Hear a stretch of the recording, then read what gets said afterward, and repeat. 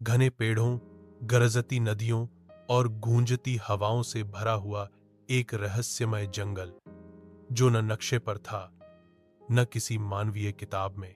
उस जंगल का बादशाह एक इंसान जैसा लड़का था, जिसे सब टार्जन के नाम से जानते थे। टार्जन बचपन में एक दुर्घटना के कारण अपने माता पिता से बिछड़ गया था, और फिर उस जंगल के जानवरों ने उसे पाला, सिखाया और अपना माना। हाथियों ने उसे ताकत दी, बंदरों ने फुर्ती, चीते ने शिकार करना सिखाया और एक बूढ़ी मादा गोरिल्ला ने मां का प्यार दिया। यूं टार्जन इंसान होते हुए भी जानवरों का मुहाफिज बन गया। टार्जन ने जीवन भर जंगल में इंसानों का प्रवेश बंद कर रखा था, क्योंकि उसे याद था कि जब उसके माँ बाप को शिकारियों ने मारा था तो पूरा जंगल कई दिन तक शोक में डूबा रहा था।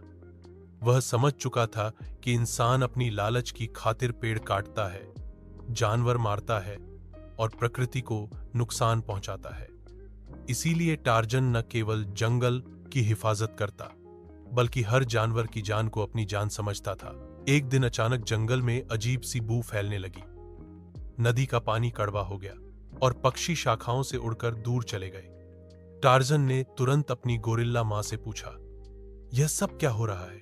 गोरिल्ला ने दुख भरी आंखों से कहा, बेटा, इंसान वापस आ गए हैं। इस बार वे पेड़ काटने नहीं, बल्कि तेल निकालने आए हैं। टार्जन का दिल दहल गया। वह जानता था कि अगर ये लोग अपनी मशीनों के साथ यहां बस गए तो यह जंगल कुछ दिनों का मेहमान रह जाएगा। टार्जन तुरंत पेड़ों की छांव तले एक आपातकालीन जरगा बुलाता है। हाथी, चीते, बंदर, सांप, हिरण और पक्षी सब जमा हो जाते हैं। सब जानते हैं कि खतरा बड़ा है, लेकिन उनकी उम्मीद अब सिर्फ टार्जन से है। टार्जन सबको तसल्ली देता है, हम इस जंगल के बच्चे हैं, हमें अपनी मां यानी जंगल की हिफाजत करनी है। यह जमीन हमारी है, हम इसे बचाएंगे, लेकिन खून खराबे के बिना। हम इंसानों को दिखाएंगे कि जानवरों में भी बुद्धि होती है, दिल होता है और अधिकार होते हैं। अगली रात टार्जन अकेला इंसानों के कैंप में जाता है।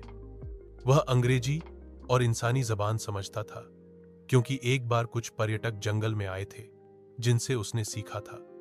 कैंप में मौजूद इंजीनियर, शिकारी और मजदूर पहले तो टार्जन को देखकर चौंक जाते हैं, लेकिन जब वह साफ लहजे में कहता है, यह जंगल मेरा है, यहां के हर जानवर का हक है, कृपया चले जाएं, तो सब हंसने लगते हैं।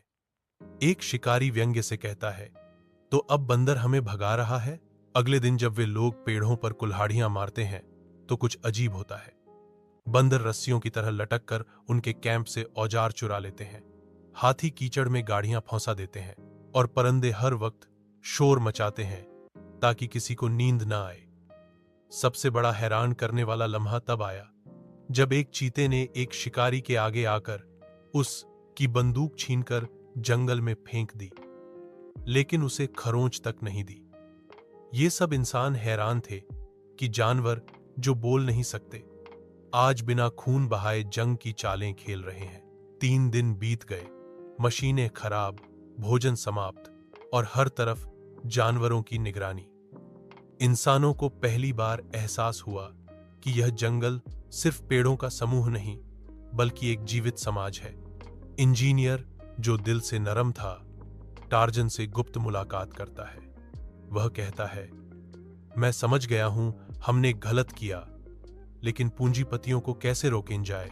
टार्जन उसे एक योजना देता है। वह कहता है कि वह एक वीडियो बनाए जिसमें जानवरों का संदेश दुनिया तक पहुंचाया जाए।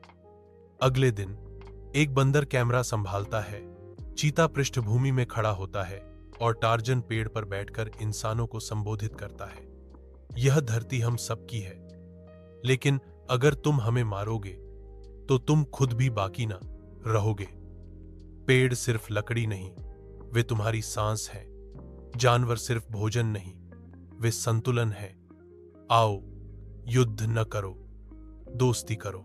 यह वीडियो एक इंजीनियर ने सोशल मीडिया पर अपलोड की और कुछ ही घंटों में दुनिया भर में वायरल हो गई। स्कूलों में बच्चों ने जंगल के हक में नारे लगाए, पर्यावरण के संस्थानों ने सरकार पर दबाव डाला और आखिरकार वह प्रोजेक्ट बंद कर दिया गया।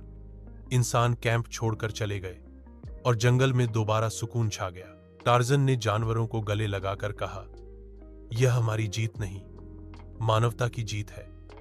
हमने जंगल बचाया और दिल भी जीत लिए। कुछ दिनों बाद जंगल में एक छोटा स्कूल बनाया गया जहां इंसान और जानवरों के बीच संवाद की शिक्षा दी जाने लगी। बच्चे जंगल में आते, पेड़ लगाते, जानवरों से सीखते और प्यार का सबक लेकर वापस जाते। और इस तरह टार्जन, जो कभी इंसानों से नफरत करता था, आज उनका उस्ताद बन चुका था। उसने दुनिया को सिखाया कि ताकत खून बहाने में नहीं, माफी देने में होती है, और यह कि हर जानवर, हर पेड़, हर परिंदा हमारे वजूद का हिस्सा है। अगर हम उन्हें बचाएंगे तो खुद को बचाएंगे।